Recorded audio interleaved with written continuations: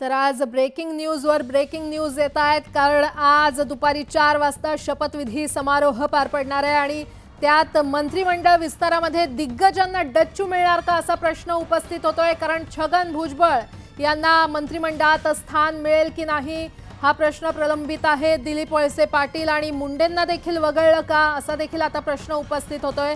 कारण या तिन्ही नेत्यांना अजूनही कोणताच फोन केलेला नाहीये।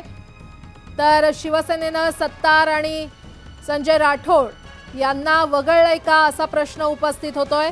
मंत्रिमंडळ विस्तारात या मोठ्या नेत्यांना या दिग्गजांना खरं तर डच्चू मिळतोय का याकडे आता सगळ्यांचं लक्ष लागलंय। कारण छगन भुजबळ त्यामध्ये एक आघाडीवर नाव आहे। छगन भुजबळ यांना अजूनही कोणता फोन केलेला नाहीये।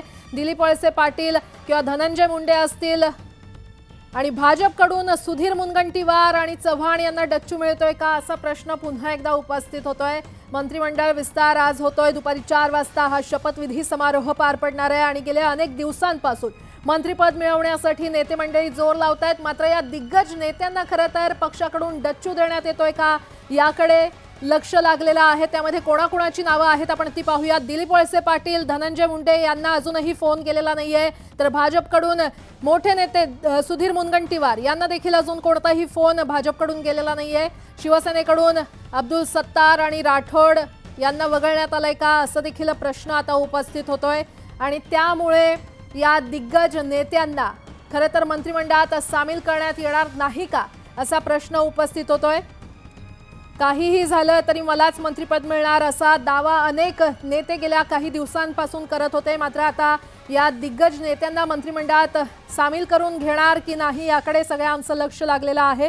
देवेंद्र फडणवीस यांच्या मंत्रिमंडळाचा आज विस्तार होतोय। नागपुरात अनेक नेते मंत्रिपदाची आज शपथ घेणार आहेत। दुपारी 4 वाजता हा शपथविधी सोहळा पार पडणार आहे।